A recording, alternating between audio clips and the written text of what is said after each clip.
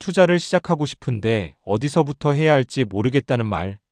아마 지금 이 영상을 보고 있는 분들 중에도 그런 분이 있을 겁니다. 어디서부터 해야 할지, 뭘 사야 할지, 언제 해야 할지 막막합니다. 그 마음 압니다. 그런데 사실 투자라는 게 거창한 게 아닙니다. 대단한 기술이 필요한 것도 아니고요. 특별한 정보가 있어야 하는 것도 아닙니다. 전문가만 할 수 있는 것도 아니에요. 오늘 이야기하려는 건 복리입니다. 복리라는 말은 많이 들어보셨을 겁니다. 그런데 이걸 실제로 자기 삶에 적용해 본 사람은 생각보다 많지 않습니다. 왜 그럴까요? 복리는 느립니다. 처음에는 티가 안 납니다. 1년 지나도 별로 안 늘어요. 2년 지나도 마찬가지고요. 5년이 지나도 그냥 그렇습니다. 그래서 대부분 중간에 포기합니다. 이거 뭐야? 이렇게 느린 거였어. 차라리 안 하는 게 낫겠다. 이렇게 생각하고 그만두는 분들이 많습니다. 근데 오늘 이야기할 사람들은 포기하지 않았습니다.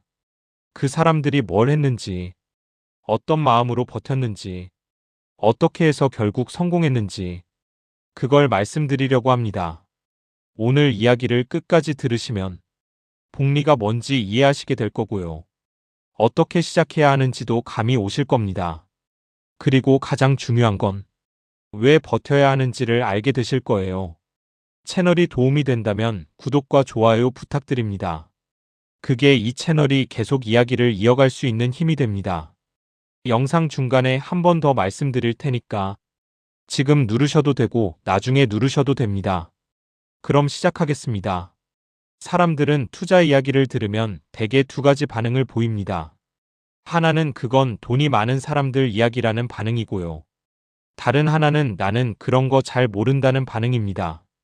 둘 다 틀린 말은 아닙니다. 돈이 많으면 투자하기 쉬운 건 맞고요. 모르면 시작하기 어려운 것도 맞습니다. 근데 한번 생각해 보세요. 돈이 많은 사람들만 투자를 해서 성공했을까요? 전문가들만 돈을 벌었을까요? 그렇지 않습니다. 오늘 이야기할 사람들은 좀 다릅니다. 돈이 많지 않았습니다. 특별한 교육을 받은 것도 아닙니다. 전문가도 아니었습니다. 대학에서 금융을 배운 것도 아니고요. 증권사에서 일한 것도 아닙니다. 그냥 평범한 사람들이었습니다. 정말로 평범했어요.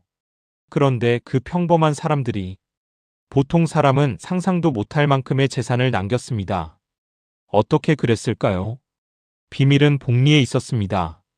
그리고 시간에 있었습니다. 첫 번째 사람 이야기를 해볼까요?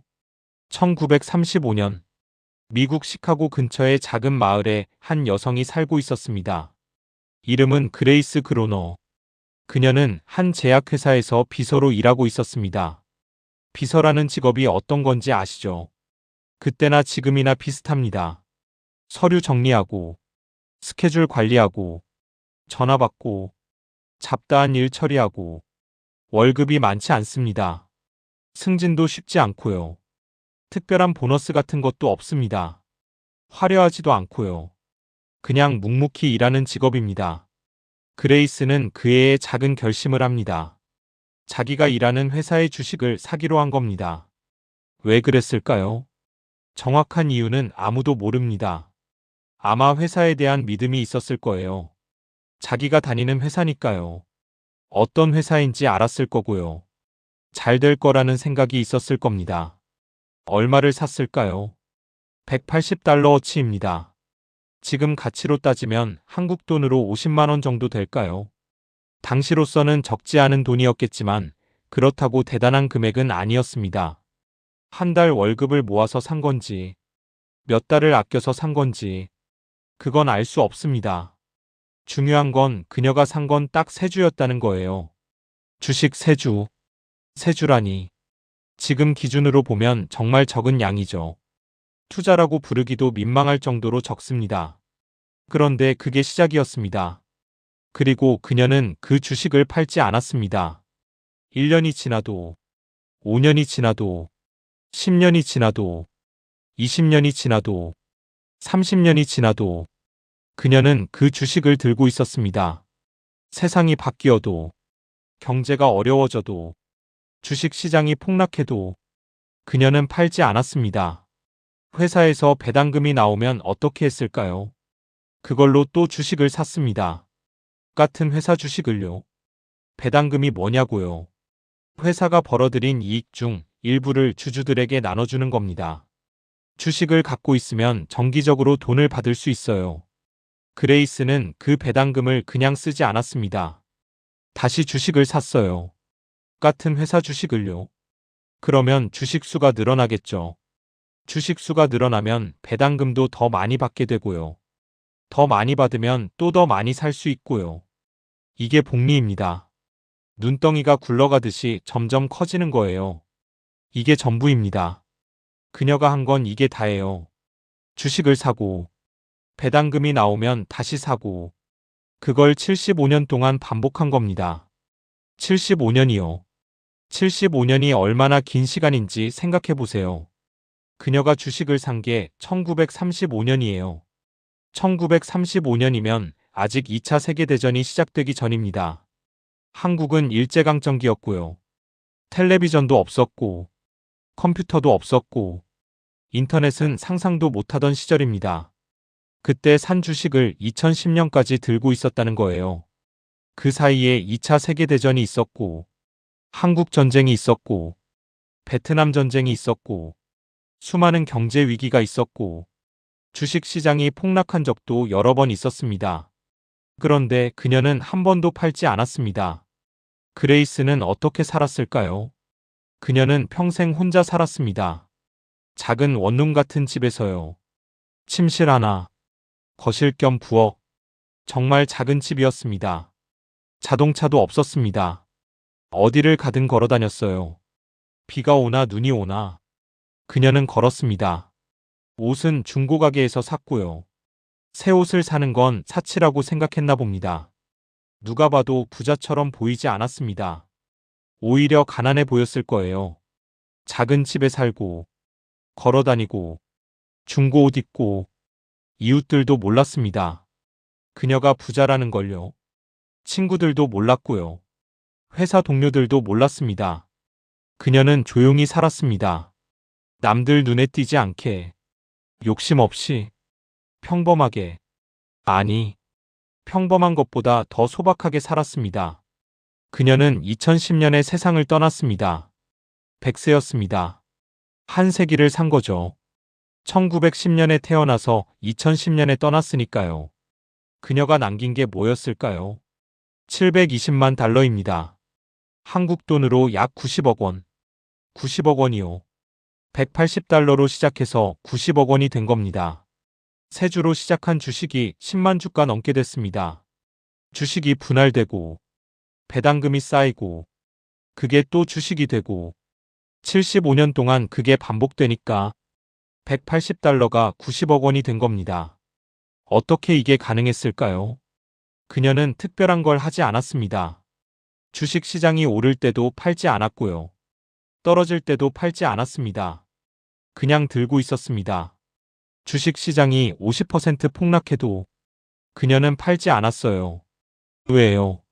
그 주식을 당장 쓸 생각이 없었거든요.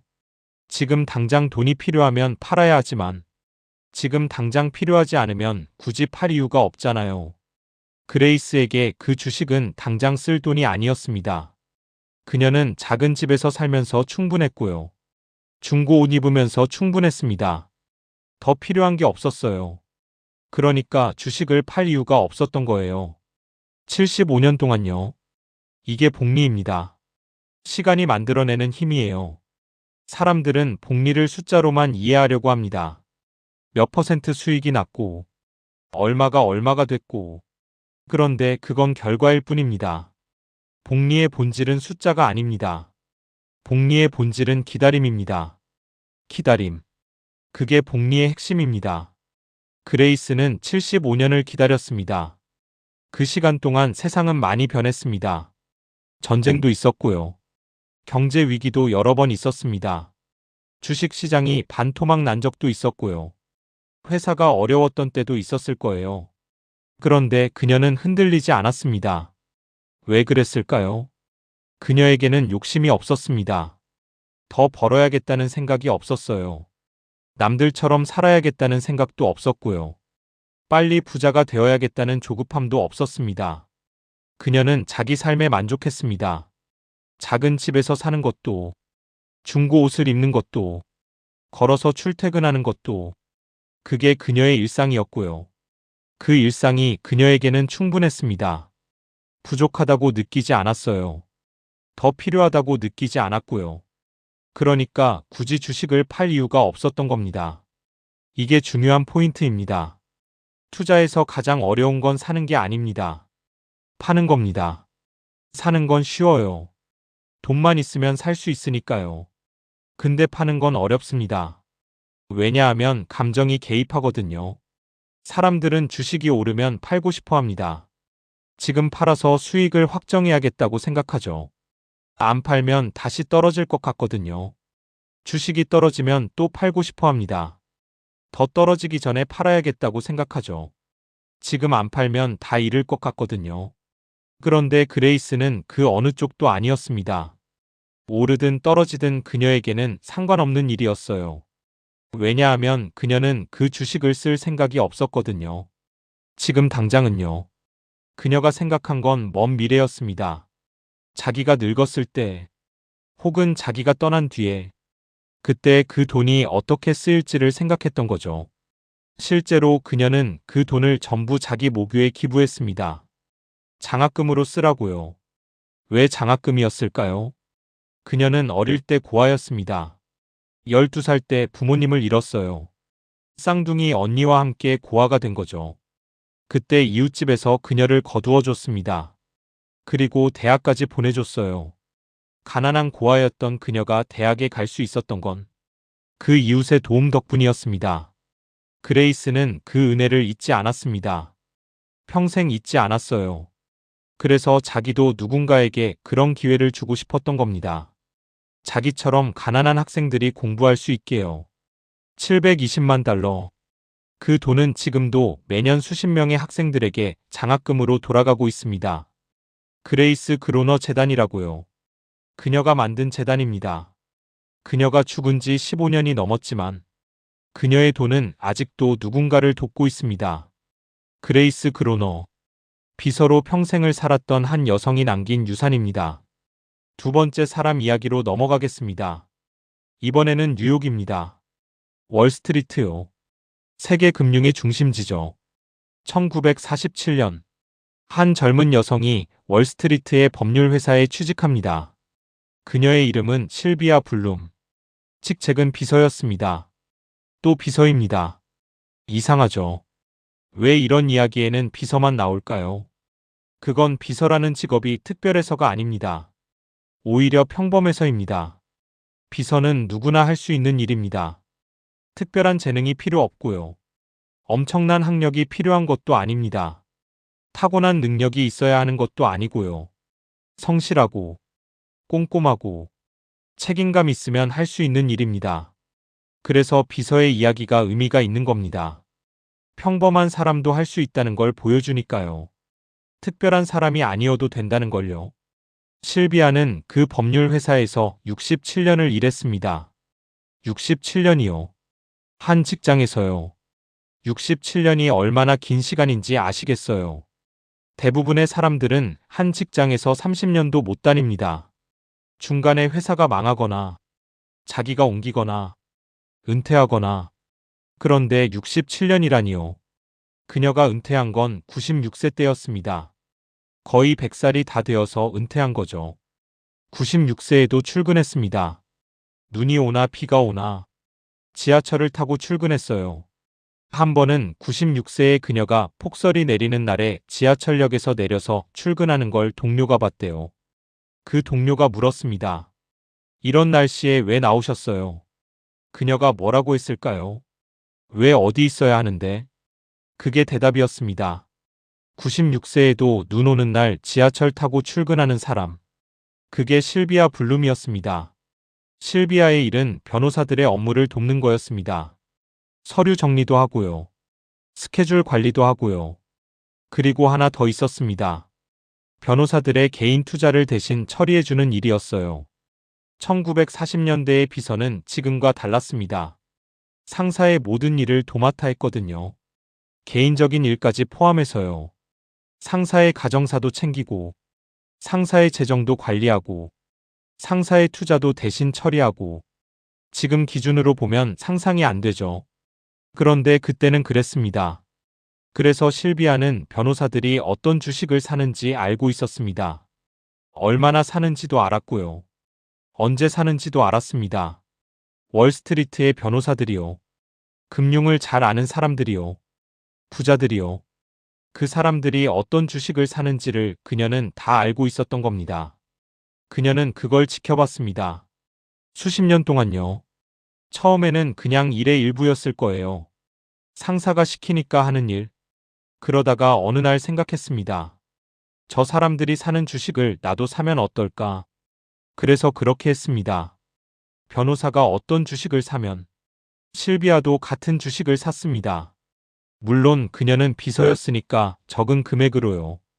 변호사가 100주를 사면 그녀는 10주를 샀습니다. 변호사가 1000만원어치를 사면 그녀는 100만원어치를 샀습니다. 그녀의 돈이니까요. 작지만 꾸준히 샀습니다. 이게 실비아가 한 전부입니다. 특별한 분석을 한 게 아닙니다. 직접 공부해서 고른 것도 아니고요. 경제 서적을 읽은 것도 아니에요. 그냥 똑똑한 사람들이 하는 걸 따라한 겁니다. 근데 여기서 중요한 게 있습니다. 실비아는 그 주식들을 팔지 않았어요. 한번 사면 그냥 들고 있었습니다. 변호사들이 팔아도 실비아는 팔지 않았어요. 변호사들은 이익이 나면 팔았습니다. 세금 문제도 있고, 다른 투자를 하고 싶기도 하고, 여러 이유로 팔았어요. 그런데 실비아는 안 팔았습니다. 왜 그랬을까요? 실비아도 그레이스처럼 검소하게 살았거든요. 작은 아파트에서 살았고요. 임대료 통제 아파트라고요. 오래 살면 임대료를 올리지 못하게 하는 아파트요. 그녀는 그 아파트에서 수십 년을 살았습니다. 이사 안 갔어요. 큰 집으로 옮기지 않았습니다. 지하철로 출퇴근했고요. 택시 타지 않았습니다. 걸을 수 있으면 걸었고요. 심지어 2001년 9월 11일. 그날이 뭔 날인지 아시죠? 월드 트레이드 센터가 무너진 날이요. 그날도 그녀는 지하철로 출근했습니다. 그리고 사무실이 위험해지자 브루클린 브리지를 걸어서 건넜고요. 버스를 타고 집에 갔습니다. 택시 안 탔어요. 그 와중에도요. 그녀의 주변 사람들은 아무도 몰랐습니다. 실비아가 부자라는 걸요. 남편도 몰랐을 거라고 합니다. 그녀는 결혼을 했거든요. 남편은 소방관이었다가 은퇴하고 교사가 됐어요. 둘 다 평범한 직업이었죠. 평범한 부부처럼 살았습니다. 작은 아파트에서요. 그녀가 2016년에 세상을 떠났을 때 사람들은 깜짝 놀랐습니다. 실비아가 남긴 재산은 900만 달러가 넘었습니다.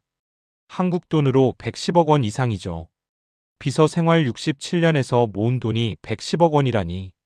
이게 말이 될까요? 말이 됩니다. 복리니까요. 실비아도 그 돈을 전부 기부했습니다. 가난한 학생들을 위한 장학금으로요. 그녀는 대공황 시절에 자랐습니다. 집이 가난했고요. 낮에 일하고 밤에 학교를 다녀야 했습니다. 야간 대학을 다닌 거예요. 힘들었을 겁니다. 낮에는 일하고, 밤에는 공부하고, 잠도 제대로 못 자고, 그래서 그녀는 알았던 겁니다.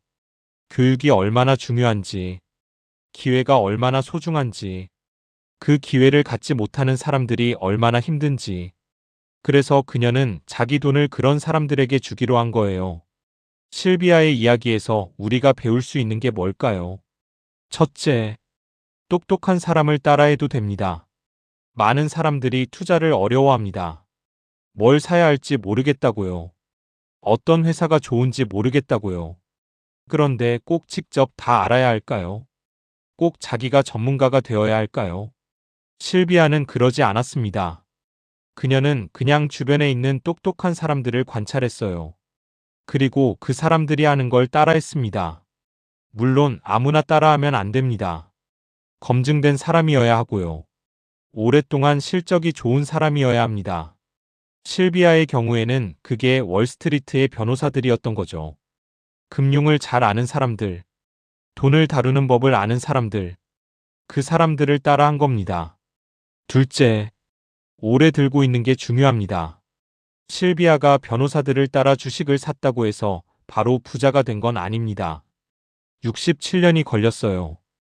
67년이요. 67년 동안 주식 시장에는 수많은 일이 있었습니다. 오르락내리락, 위기가 오고, 회복이 되고, 또 위기가 오고, 1970년대 석유 파동, 1987년 블랙 먼데이, 2000년대 닷컴 버블, 2008년 금융위기, 이런 일들이 있었습니다. 그런데 실비아는 한 번도 흔들리지 않았습니다. 왜냐하면 그녀는 그 주식을 당장 쓸 생각이 없었거든요. 이게 핵심입니다.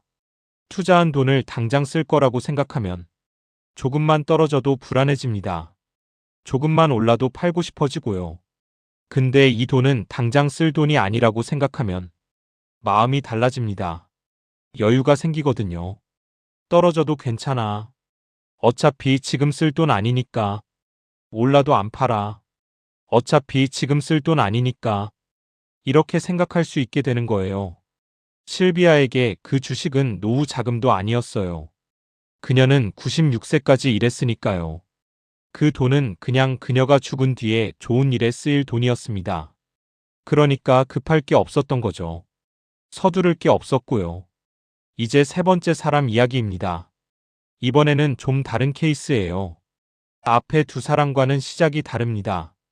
1944년 한 여성이 은퇴를 합니다. 이름은 앤 샤이버. 직업은 국세청 감사관이었습니다. 국세청 감사관. 어떤 일인지 아시죠? 부자들의 세금 신고를 검토하는 일입니다. 이 사람이 세금을 제대로 냈는지, 숨긴 재산은 없는지, 탈세는 안 했는지, 그런 걸 확인하는 일입니다. 앤은 그 일을 23년 동안 했습니다. 1921년부터 1944년까지요. 23년이면 긴 시간이죠. 그런데 이상한 게 있었어요. 그녀는 23년 동안 단 한 번도 승진하지 못했습니다. 23년이요. 한 번도요.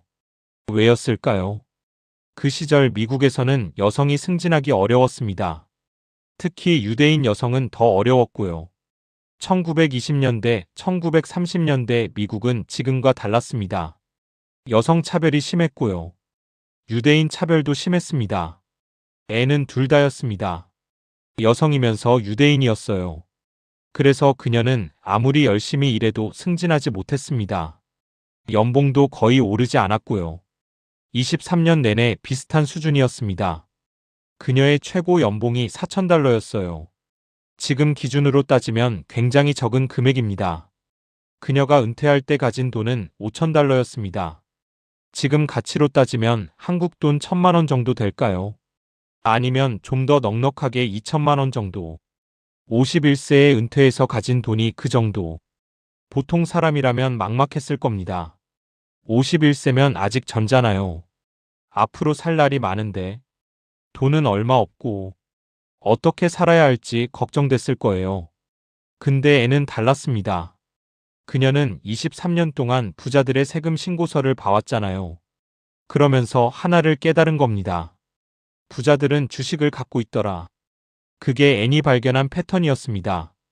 부자들의 재산 목록에는 항상 주식이 있었어요.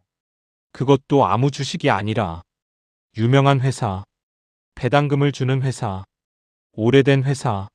앤은 그걸 기억했습니다. 23년 동안 수천 명의 부자들 세금 신고를 보면서 패턴을 발견한 겁니다. 그리고 자기도 그렇게 하기로 결심했습니다. 근데 여기서 중요한 게 있습니다. 앤은 이전에 한 번 실패한 적이 있었어요. 크게 실패했습니다. 1930년대 앤은 남동생에게 돈을 맡겼습니다. 남동생이 월스트리트에서 일했거든요. 브로커였어요. 남동생이니까 믿었겠죠. 내 가족이니까 나를 속이지는 않을 거라고. 처음에는 잘 됐습니다. 수익이 났고요. 돈이 불어나는 것 같았어요. 애는 기뻤을 겁니다. 잘 되고 있구나. 역시 남동생에게 맡기길 잘했어. 그런데 남동생이 다니던 회사가 망했습니다. 1930년대는 대공황 시절이었거든요. 수많은 회사들이 망했습니다. 남동생의 회사도 그중 하나였어요. 그 바람에 애니 맡긴 돈도 다 날아갔어요. 얼마였는지는 정확히 모릅니다. 그녀가 힘들게 모은 돈이었을 거예요. 수년간 아껴서 모은 돈. 그게 한순간에 사라진 겁니다. 보통 사람이라면 여기서 포기했을 겁니다. 투자는 무섭다. 다시는 안 한다. 내 돈은 은행에 넣어둬야겠다. 이렇게 생각하기 쉽죠. 실패하면 무섭잖아요. 다시 하기 싫잖아요. 같은 실수를 반복하고 싶지 않으니까요. 근데 애는 포기하지 않았습니다. 그녀는 실패해서 배웠습니다. 남에게 맡기면 안 된다는 걸요. 직접 해야 한다는 걸요. 남동생이 나빠서가 아니에요. 남동생도 피해자였으니까요. 회사가 망한 건 남동생 잘못이 아니었어요. 그런데 결과적으로 남에게 맡겼더니 돈을 잃은 거잖아요. 그래서 애는 결심했습니다. 다음에는 직접 하겠다고요. 내 돈은 내가 관리하겠다고요. 그래서 은퇴 후에 그녀는 직접 투자를 시작했습니다. $5,000로요. 그녀가 가진 전부였습니다. 은퇴금 전부를 투자에 넣은 거예요. 무모해 보일 수 있습니다. 51세에 은퇴해서 가진 돈 전부를 투자에 넣다니요. 그런데 앤에게는 선택지가 많지 않았습니다. 연금은 적었고요. 다른 수입도 없었고요. 돈을 불리지 않으면 살기 어려웠어요. 그래서 그녀는 투자를 시작했습니다. 앤이 산 주식들은 뭐였을까요? 펩시, 코카콜라, 제약회사들, 영화회사들, 그녀가 좋아하는 것들, 그녀가 아는 것들, 그녀가 일상에서 접하는 것들, 그런 회사들의 주식을 샀습니다. 특별한 비법이 있었던 게 아니에요. 그냥 자기가 아는 회사, 좋아 보이는 회사, 사람들이 많이 쓰는 회사, 그런데 투자한 겁니다. 그리고 그녀는 절대 팔지 않았습니다. 1950년대에도, 1960년대에도, 1970년대 석유 파동 때도, 1987년 주식 시장 대폭락 때도 그녀는 한 번도 팔지 않았습니다. 1987년에 주식 시장이 하루에 20% 넘게 떨어진 적이 있어요. 블랙 먼데이라고 하죠. 역사상 최악의 폭락 중 하나였습니다. 그날 많은 사람들이 공포에 빠졌습니다. 내 돈이 다 없어진다. 지금 팔아야 한다. 이러다 전부 잃는다. 그래서 많은 사람들이 팔았어요. 애는 안 팔았습니다. 왜 그랬을까요? 애는 팔면 세금을 내야 한다는 걸 알았거든요. 국세청에서 일했으니까요. 주식을 팔아서 이익이 나면 그 이익에 대해 세금을 내야 합니다. 양도소득세라고 하죠. 근데 안 팔면 세금을 안 내도 돼요. 애는 그게 싫었던 겁니다. 자기가 20년 넘게 일했던 국세청에 돈을 내는 게요. 좀 웃기죠. 국세청에서 일했으면서 세금 내기 싫어했다니요. 그런데 그 마음 때문에 그녀는 주식을 안 팔았고, 안 팔았기 때문에 복리의 힘을 최대로 누릴 수 있었습니다. 그래서 그녀는 죽을 때까지 주식을 팔지 않았습니다. 애는 어떻게 살았을까요? 그녀도 굉장히 검소하게 살았습니다. 은퇴 후 51년 동안 같은 아파트에서 살았고요. 임대료 통제 아파트였어요. 같은 옷을 입었고요. 같은 가구를 썼습니다. 은퇴할 때 쓰던 가구를 죽을 때까지 쓴 거예요. 그녀는 연금으로만 생활했어요. 투자 수익은 전부 다시 투자에 넣었습니다. 배당금이 나오면 그걸로 또 주식을 샀고요. 이자가 나오면 그것도 다시 투자했습니다. 51년 동안요. 그녀는 주주총회에 참석하는 걸 좋아했대요. 자기가 투자한 회사들의 주주총회요. 거기 가면 간식을 주거든요. 그녀는 그 간식을 가방에 담아왔대요. 그리고 며칠 동안 그걸 먹었대요. 그 정도로 검소했습니다. 아니, 검소하다기보다는 절약의 극치였죠. 그녀에게 돈을 쓰는 건 낭비였던 거예요. 쓰지 않고 투자에 넣는 게 당연한 거였고요. 애는 1995년에 세상을 떠났습니다. 101세였습니다. 그녀가 남긴 재산은 $2,200만 달러였습니다. 한국 돈으로 약 280억 원. 5천 달러로 시작해서 280억 원이 된 겁니다. 51년 만에요. 그녀의 변호사는 이렇게 말했습니다. 워런 버핏 알죠? 그 사람 투자 잘한다고 유명하잖아요. 세계 최고의 투자자라고 하잖아요. 앤이 더 잘했어요. 버핏을 이긴 거예요. 물론 과장이겠죠. 버핏과 직접 비교할 수는 없으니까요. 규모도 다르고, 상황도 다르고, 근데 그만큼 대단했다는 뜻입니다. 국세청 감사관 출신의 한 여성이 5천 달러로 280억을 만들었다는 게요. 앤도 그 돈을 전부 기부했습니다. 유대인 여학생들을 위한 장학금으로요. 왜 유대인 여학생이었을까요? 그녀는 평생 차별을 받았습니다. 여자라서, 유대인이라서, 23년 동안 승진도 못하고, 인정도 못 받고, 능력이 있어도 기회를 얻지 못하고, 그렇게 살았습니다. 그래서 그녀는 자기 같은 처지의 사람들을 돕고 싶었던 겁니다. 유대인 여성들, 차별받는 사람들, 기회가 없는 사람들. 앤이 죽기 전에 이런 말을 했대요. 언젠가 내가 오래전에 죽고 난 뒤에 어떤 여성들은 혼자 힘으로 살아가지 않아도 되겠지. 누군가의 도움을 받을 수 있겠지. 그게 앤의 소원이었습니다. 지금도 앤의 이름으로 된 장학금이 있습니다. 매년 수십 명의 여학생들이 그 장학금으로 공부하고 있어요. 앤 샤이버. 차별을 이겨내고 280억을 만든 여성. 그리고 그걸 전부 기부한 여성입니다. 세 사람의 이야기를 했습니다. 그레이스 그로너, 실비아 블룸, 앤 샤이버. 이 세 사람의 공통점이 뭘까요? 첫째, 평범한 직업을 가진 사람들이었습니다. 비서, 감사관, 특별할 것 없는 직업들이죠. 둘째, 검소하게 살았습니다. 큰 집에 살지 않았고요. 비싼 차를 타지 않았고요. 명품을 사지 않았습니다. 셋째, 오래 기다렸습니다. 50년, 67년, 75년. 보통 사람이 기다리기 어려운 시간입니다. 넷째, 팔지 않았습니다. 주식이 오를 때도, 떨어질 때도, 세상이 어려울 때도 그냥 들고 있었습니다. 이게 복리입니다. 복리는 말이 아니라 증명입니다. 저도 매달 적립식으로 투자하며 이 효과를 누려보려고 하는 중입니다. 제 실제 투자 내역은 영상 마지막에 확인하세요. 이제 조금 더 현실적인 이야기를 해볼까요? 세 사람의 이야기를 들으면 이런 생각이 들 수 있습니다. 그건 옛날 사람들 이야기잖아. 지금은 다르지 않아. 그때는 주식이 오르던 시절이었잖아. 맞는 말일 수도 있습니다. 시대가 다르니까요. 근데 한 가지는 변하지 않습니다. 시간이 만드는 힘은 여전합니다. 지금도 10년, 20년, 30년을 버티면 복리의 힘은 작동합니다. 문제는 버티기가 어렵다는 거죠. 왜 어려울까요? 우리는 빠른 결과를 원하니까요. 투자를 시작하고 한 달이 지났는데 수익이 안 나면 불안해집니다. 뭔가 잘못된 거 아닌가 싶죠. 투자를 시작하고 1년이 지났는데 마이너스면 후회가 됩니다. 그냥 안 할 걸 그랬나 싶죠. 그런데 세 사람을 다시 생각해 보세요.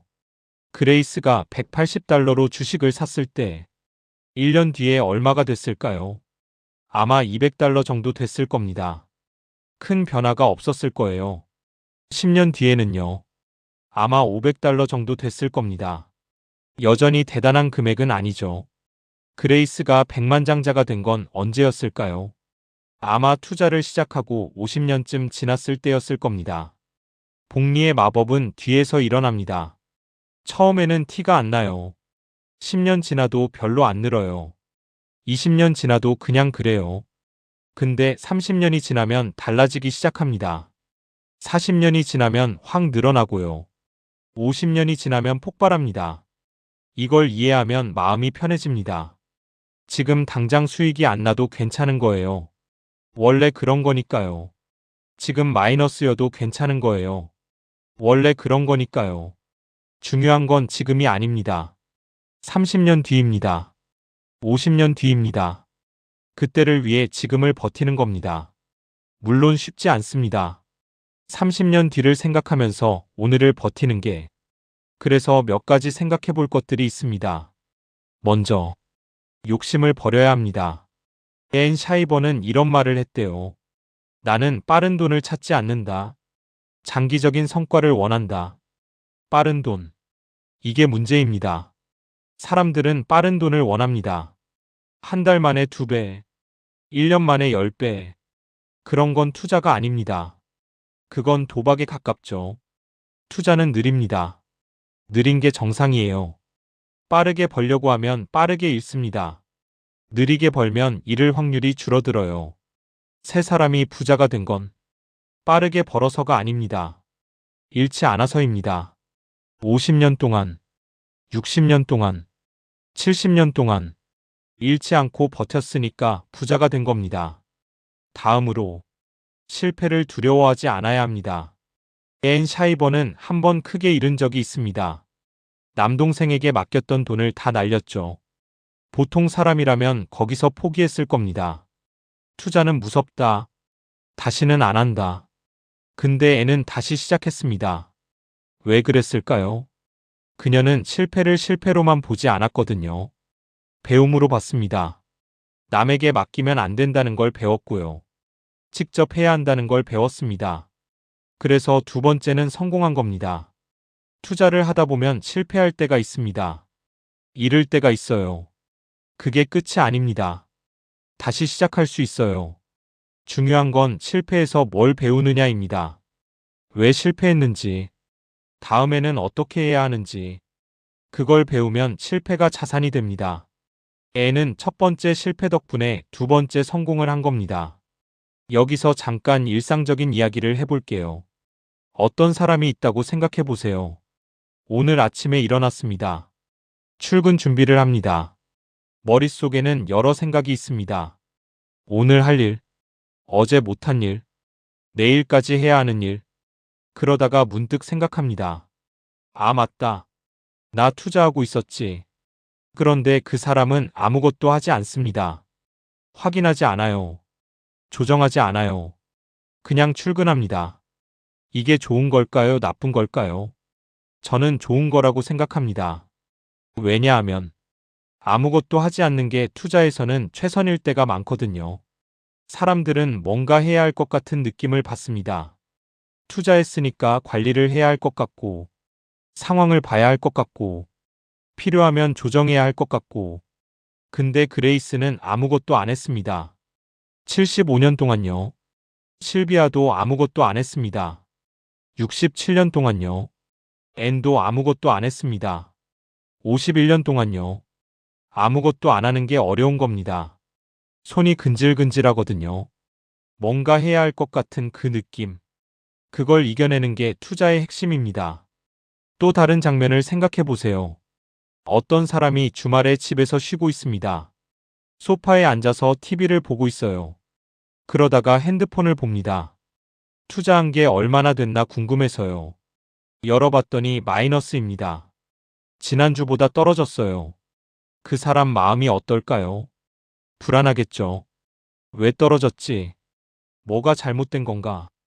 이러다 다 잃는 거 아닌가? 이런 생각이 들 겁니다. 근데 잠깐 생각해 보세요. 그 사람은 뭘 하려고 했던 걸까요? 주말에 쉬려고 했던 거잖아요. 그런데 괜히 핸드폰을 봐서 기분이 나빠진 겁니다. 만약 핸드폰을 안 봤으면 어땠을까요? 그냥 쉬다가 저녁 먹고 잠들었을 거예요.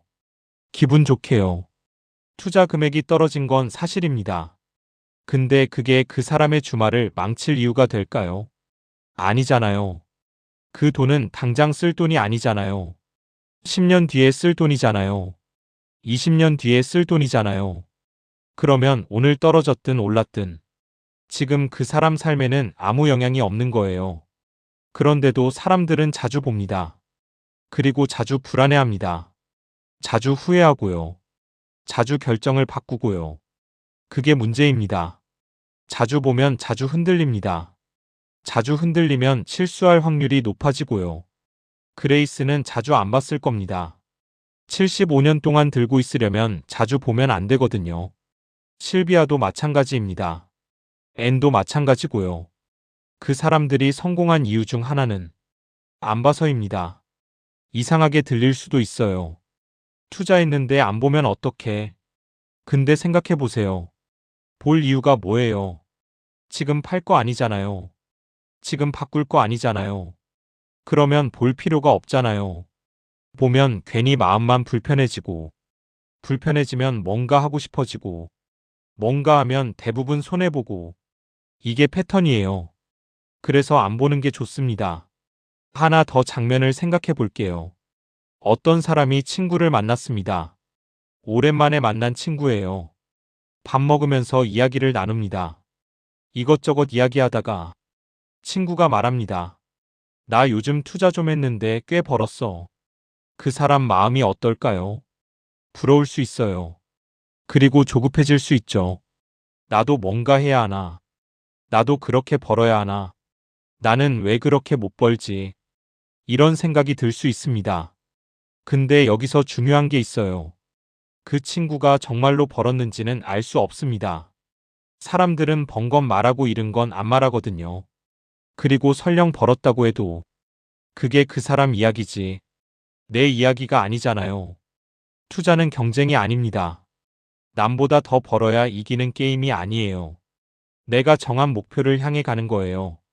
내 속도로요. 내 방식으로요. 그레이스는 남들과 비교하지 않았습니다. 남들은 큰 집에 살고, 남들은 좋은 차를 타고, 남들은 비싼 옷을 입어도 그녀는 자기 삶에 만족했습니다. 그게 그녀를 부자로 만든 거예요. 역설적이죠. 남들처럼 살려고 했으면 돈을 썼을 겁니다. 투자에 넣을 돈이 없었겠죠. 남들과 비교하지 않았으니까 돈을 안 썼고 그 돈이 복리로 불어난 겁니다. 비교는 독입니다. 투자에서 가장 조심해야 할 것 중 하나예요. 남이 벌었다는 이야기, 남이 성공했다는 이야기. 그런 거 들으면 조급해지거든요. 조급해지면 실수합니다. 실수하면 잃고요. 그러니까 비교하지 않는 게 좋습니다. 자기 길을 가는 거예요. 자기 속도로요. 이제 좀 더 깊은 이야기를 해볼게요. 세 사람은 왜 그렇게 검소하게 살았을까요? 돈이 없어서요. 아니에요. 돈은 있었습니다. 그레이스는 나중에 수백만 달러가 있었고요. 실비아도 마찬가지였습니다. 앤도 그랬고요. 돈이 있었는데도 안 쓴 겁니다. 왜요? 필요가 없었으니까요. 이게 중요합니다. 사람들은 돈이 있으면 쓰고 싶어 합니다. 좋은 집에 살고 싶고, 좋은 차를 타고 싶고, 좋은 옷을 입고 싶고, 그게 나쁜 건 아니에요. 그렇게 살고 싶으면 그렇게 사는 거죠. 근데 세 사람은 달랐습니다. 그런 게 필요 없었어요. 작은 집이 불편하지 않았고요. 걸어 다니는 게 힘들지 않았고요. 중고 옷이 창피하지 않았습니다. 그러니까 굳이 돈을 쓸 이유가 없었던 거예요. 이건 의지의 문제가 아닙니다. 참아서 안 쓴 게 아니에요. 진짜로 필요가 없었던 겁니다. 투자에서 이게 중요합니다. 돈을 모으려면 안 써야 하거든요. 근데 참으면서 안 쓰면 오래 못 갑니다. 힘들거든요.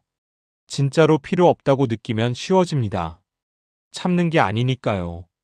그러면 어떻게 해야 필요 없다고 느끼게 될까요? 자기 삶을 돌아보는 수밖에 없습니다. 뭐가 나를 행복하게 하는지, 뭐가 나한테 진짜 필요한 건지, 그걸 생각해 보는 거예요. 그러면 의외로 필요한 게 많지 않다는 걸 알게 됩니다.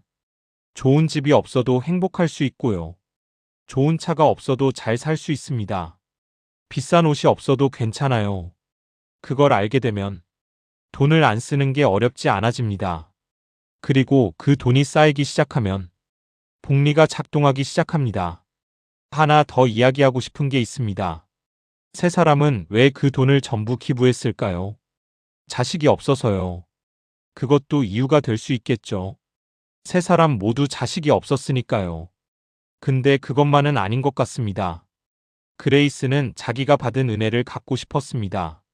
어릴 때 자기를 키워준 이웃, 자기를 대학까지 보내준 사람, 그 은혜를 다른 사람에게 전하고 싶었던 거예요.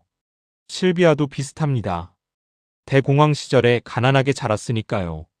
교육의 소중함을 알았고요. 다른 가난한 학생들이 공부할 수 있게 해주고 싶었던 거죠. 애는 차별에 맞서고 싶었습니다. 자기처럼 차별받는 여성들이 교육받을 수 있게요. 세 사람 모두 자기가 힘들었던 경험이 있었습니다. 그리고 그 경험 때문에 다른 사람을 돕고 싶었던 거예요. 이게 투자와 무슨 상관이냐고요. 상관 있습니다. 목적이 있으면 버티기 쉬워지거든요. 그냥 돈을 모으는 건 힘듭니다. 돈을 위해 돈을 모으는 건 공허하거든요. 근데 뭔가 목적이 있으면 달라집니다. 그레이스의 목적은 장학금이었고요. 실비아의 목적도 장학금이었습니다. 앤의 목적도 장학금이었죠. 그 목적이 있었기 때문에 50년을, 60년을, 70년을 버틸 수 있었던 겁니다. 여러분은 왜 투자를 하시나요? 왜 돈을 모으시나요? 그냥 돈이 많았으면 좋겠다. 이런 생각으로는 오래 못 갑니다. 뭔가 구체적인 목적이 있어야 합니다.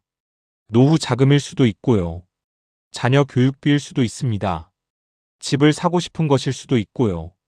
아니면 세 사람처럼 누군가를 돕고 싶은 것일 수도 있죠. 뭐든 좋습니다.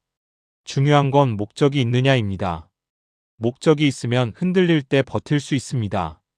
힘들 때 포기하지 않을 수 있고요. 세 사람이 부자가 된 건 투자를 잘해서가 아닙니다. 목적이 있어서입니다. 그 목적을 향해 묵묵히 걸어갔기 때문에 결국 도착할 수 있었던 겁니다. 여기서 다시 현실적인 이야기로 돌아올게요. 세 사람의 이야기는 영감을 줍니다. 근데 좀 막막하기도 해요. 50년, 70년. 그걸 어떻게 버텨? 막막하잖아요. 그래서 조금 다른 관점으로 생각해보면 좋겠습니다.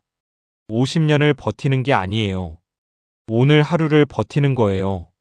그리고 내일도 하루를 버티고, 모레도 하루를 버티고, 그게 쌓이면 1년이 되고, 10년이 되고, 50년이 되는 거예요.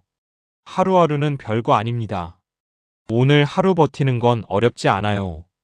근데 그 하루가 쌓이면 대단한 게 됩니다. 그레이스도 75년을 한 번에 버틴 게 아닙니다. 매일매일을 버틴 거예요. 오늘 주식이 떨어졌네. 근데 괜찮아. 팔 거 아니니까. 내일 또 떨어졌네. 근데 괜찮아. 팔 거 아니니까. 이런 날들이 쌓여서 75년이 된 거예요. 그러니까 너무 멀리 보지 않아도 됩니다. 오늘만 보면 돼요. 오늘 흔들리지 않으면 됩니다. 오늘 팔지 않으면 됩니다. 오늘 포기하지 않으면 됩니다. 그게 복리입니다. 하루하루가 쌓여서 만들어지는 거예요. 또 하나, 세 사람이 한 일은 사실 별로 없습니다. 주식을 샀고, 배당금을 다시 넣었고, 팔지 않았습니다. 이게 전부예요. 복잡하지 않죠. 어렵지도 않고요. 누구나 할 수 있는 일입니다. 근데 왜 모든 사람이 못할까요? 쉬워 보이는데 실제로는 어렵거든요.